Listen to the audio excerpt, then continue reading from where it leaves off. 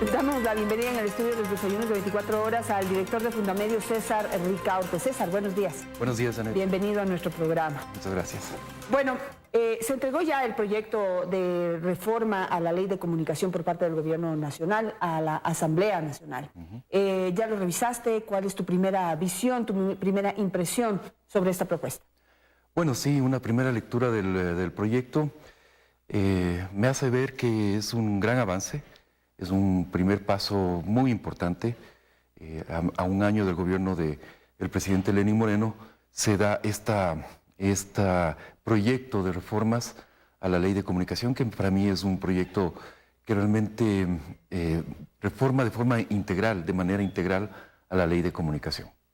¿Cuál es el espíritu que tiene ahora? Que creo que es lo más importante y por donde hay que empezar. La ley anterior tenía un espíritu de represión, un espíritu de coartar la libertad de expresión, de sancionar a quienes opinen diferente al poder de turno. ¿Cuál es el espíritu desde el primer artículo que ya se nota en esta nueva propuesta? Bueno, yo creo que es eso lo principal, que se desmonta el sistema de sanciones, el sistema de punitivo, de castigar a los medios de comunicación específicamente privados, que eso era el espíritu de la ley del correísmo, y más bien pasamos a tener una ley en la cual, si bien se protegen los derechos de los ciudadanos que pueden estar o se pueden sentir afectados por los medios de comunicación en algún momento, en realidad deja con bastante... que digamos un campo de libertad bastante amplio para que los medios puedan, por ejemplo, autorregularse. Se plantea todo un esquema de autorregulación, si bien hubiera sido más interesante que ese sistema de autorregulación fuera más explícito, ¿no es cierto?, que los organismos de ese cuerpo de autorregulación fueran más explícitos, pero de todas maneras es un gran paso adelante el que se dé la oportunidad a los medios de comunicación de autorregularse, de montar sistemas en los cuales pueda mediar, pueda responder a las audiencias y no sea el Estado precisamente el que impone sanciones a los medios de comunicación. Intermedia, el que pone la última palabra, el que interpreta una ley absolutamente subjetiva. Exacto, porque no había, en realidad, en el antiguo esquema no había una intermediación, era directamente esta superintendencia sancionando a los medios de comunicación. Recordemos que fueron abiertos más de 1000 procesos contra medios de comunicación y periodistas y más de 500 sanciones fueron impuestas a los medios de comunicación. En el primer artículo de la ley ya se somete el tema de libertad de expresión y derecho a la comunicación a las reglas y a las normas internacionales.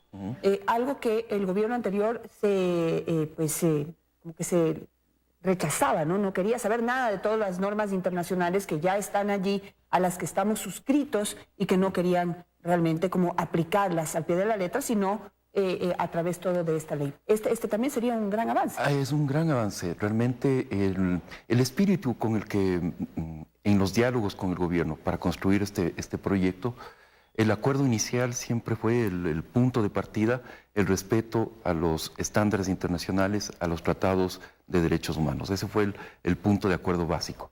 Y eso es algo que se ha respetado. Yo creo que el proyecto, como bien dices, desde el primer párrafo, señala, incluso le hace responsable al Estado de las posibles violaciones a la libertad de expresión. En la consideración de motivos reconoce que la ley de comunicación, tal como estuvo concebida en el correísmo, fue una seria cortapisa a la libertad de expresión. Y luego reitera en varias partes esto que es la vigencia de los estándares internacionales. Entonces, incluso en las actuaciones de la Defensoría del Pueblo, que está planteado como este mecanismo, ¿no es cierto? Algunos señalan que ha reemplazado a la superintendencia, no es del todo cierto, porque la Defensoría no tiene la potestad de imponer sanciones administrativas y económicas a los medios de comunicación, eso no es así. Pero ahí realmente se señala también que la Defensoría tiene que aplicar estos criterios de estándares y de tratados internacionales de derechos humanos y de incluso proteger la libertad de expresión. Entonces, la Defensoría lo que tiene que hacer es una ponderación entre los derechos supuestamente afectados y la vigencia de la libertad de expresión. Eso tiene tiene que reforzarse mucho ese papel de la Defensoría de mediador, ¿sí? Como digo, también sería muy importante que los medios de comunicación adopten sistemas de autorregulación para que puedan responder a las audiencias.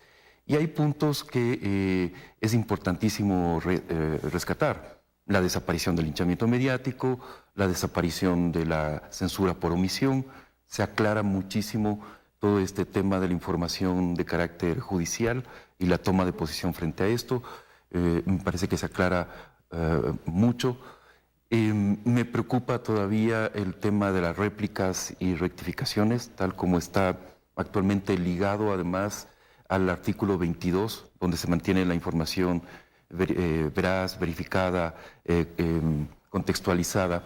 Me parece que ahí no se avanzó lo suficiente, que hay que aclarar mucho más el sistema, porque una réplica, una rectificación en primer lugar, una rectificación tiene que darse cuando el medio ha cometido realmente un error o ha actuado con negligencia.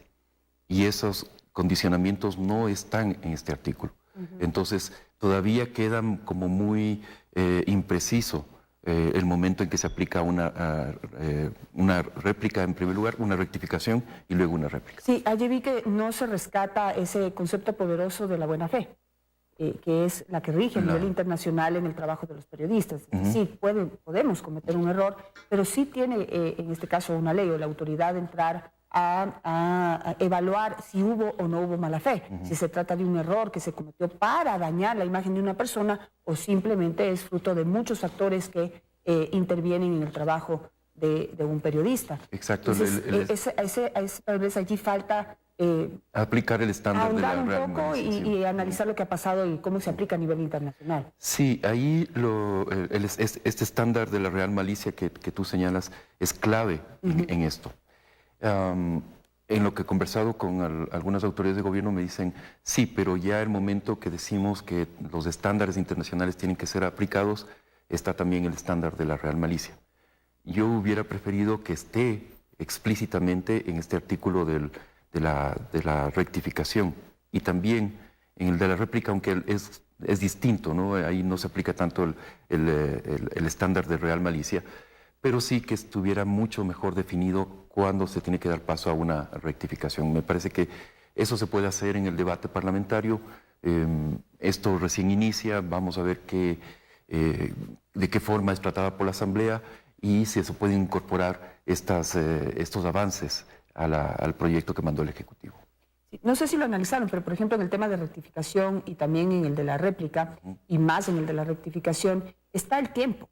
Es decir, y las pruebas que se pueden presentar sobre la mesa una tras otra, porque a pretexto de rescatar el derecho a la rectificación que tiene cualquier ciudadano en caso de que un medio de comunicación, un periodista se equivoque, el tema es que no se dan el tiempo para realmente analizar en dónde pudo haber estado el error del medio de comunicación. Y a pretexto de eso, en 10 años se dijeron tantas mentiras a costa de la rectificación, y se abusó tanto del espacio, no de los medios de comunicación, el espacio y la escucha de los ciudadanos, que yo creo que sí vale la pena someterlo a un debate mucho más profundo. Es decir, hay que rescatarlo, hay que defender ese derecho a rectificar, pero sí tiene que haber un proceso que no puede demorar mucho, pero que sí tiene que ser un poquito más responsable, diría yo. Absolutamente. Lo que vimos durante los 5 años de vigencia de la ley es un abuso de este derecho, por el cual los funcionarios públicos básicamente lo que hicieron es imponer un régimen de censura previa, porque el momento en que se imponen contenidos a los medios de comunicación de esta forma tan arbitraria, tan grosera, lo que se está haciendo es censurar, ¿no es cierto? Eso es así. Ahora, por eso mismo señalo que como está el proyecto actualmente, todavía me parece insuficiente cómo se ha definido la rectificación, cómo se ha definido los espacios de réplica. Se pone todavía demasiado énfasis en que sean espacios absolutamente similares, ¿no es cierto? Y eso es lo que permitió justamente el abuso de este mecanismo, de este derecho a la rectificación.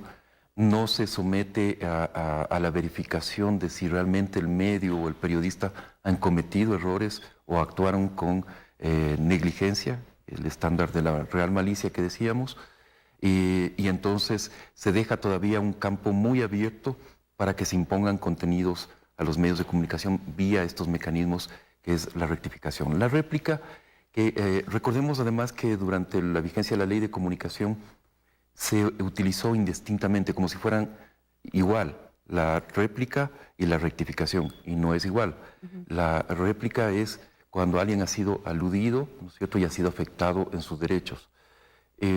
Pero recordemos que durante el correísmo se utilizó de forma absolutamente igual, e incluso había gente que pedía a nombre de terceros o de instituciones, ¿no es cierto?, pedía el derecho a la rectificación o a la réplica que utilizaban indistintamente.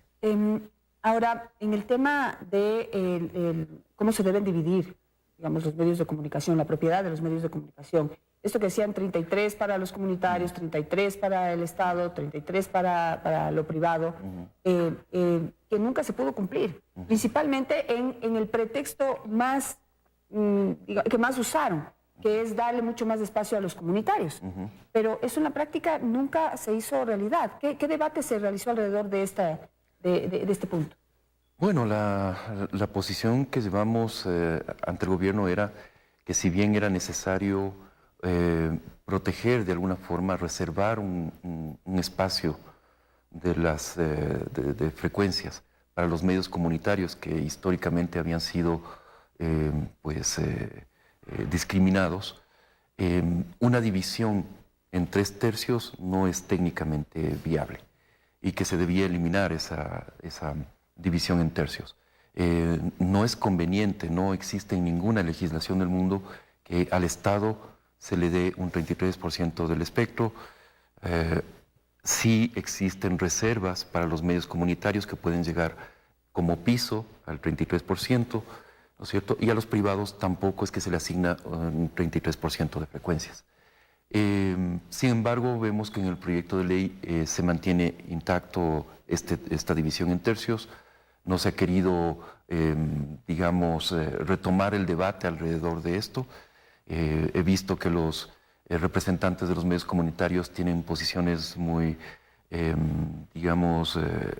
muy fijas alrededor de esto, lo cual no entiendo porque en realidad de lo que se trata es de proteger una reserva para los medios comunitarios, pero de ninguna forma asignar un porcentaje de las frecuencias al Estado y otro porcentaje a los privados. Eso no es técnico. En el tema de la responsabilidad compartida entre periodistas y los dueños de los medios, lo cual abrió las puertas a que los abogados participaran directamente en la definición de temas a tratar y la orientación, muchas veces, de los temas que tratamos los periodistas. Gracias. ¿Qué pasa allí? Bueno, se define con mucho mayor precisión.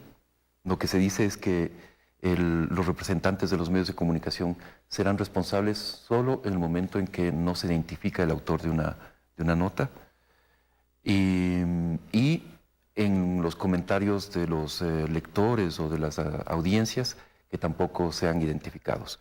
Y se abre un amplio abanico para que el medio de comunicación pueda justamente ayudar a identificar a los autores de comentarios en Internet, ¿no es cierto?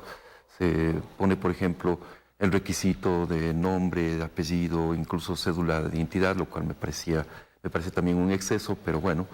Y si no, se ubica a que el medio de comunicación tenga canales de moderación de esos debates en Internet. Entonces, la responsabilidad compartida solamente se da en el caso de que una nota no esté firmada o que, como digo, un comentario de algún oyente, de televidente, lector, no esté debidamente identificado.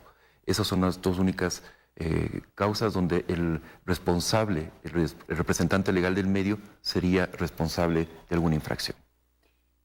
Finalmente, bueno, estamos viendo que este proyecto está presentado a la Asamblea Nacional en este momento, pero está abierto al debate. ¿Cómo ves el ambiente dentro de la Asamblea Nacional para poder recibir todas estas sugerencias, todas estas, visiones desde, el análisis de la libertad de expresión, del derecho a la comunicación, de lo que ha sido la ley de comunicación en el país? ¿Qué tanta apertura hay de escuchar a los periodistas y su experiencia dentro de estos 5 años de vigencia de la ley y 10 años de correísmo. ¿Cómo ves ese ambiente? Yo lo veo bastante bien. Recordemos que en la Asamblea Nacional se han presentado ya con el proyecto del Ejecutivo y un proyecto que también fue presentado ayer por el asambleísta Ángel Gende. Existen 18 proyectos de reforma a la ley de comunicación. Y yo realmente lo que espero y lo que esperamos muchos es que el proyecto del Ejecutivo pase a una comisión ocasional especial y que sea tratado de una forma bastante expedita por la Asamblea. Y yo creo que la mayoría de bloques parlamentarios, si no todos, quizás los únicos que queden defendiendo la ley anterior sean los correístas, pero yo creo que todos los bloques parlamentarios realmente han coincidido en la necesidad de reformar la ley de comunicación. Muchas de las reformas que están planteadas en el proyecto del Ejecutivo están en los proyectos presentados por otras bancadas, se recogen esos aportes. Entonces yo creo que va a ser un debate muy fluido. Yo espero, como bien señalas, que podamos ser recibidos por la Asamblea Nacional, todos los que tengamos algo que decir al respecto de las reformas al proyecto, que se puedan introducir mejoras, porque como digo, es un gran paso lo que ha hecho el Ejecutivo. Sin embargo, se pueden mejorar algunos aspectos de este proyecto. Me quedo con eso. Gracias, César, por estar esta mañana con nosotros y estaremos muy atentos al debate que se va a realizar en torno a la ley de comunicación en la Asamblea Nacional.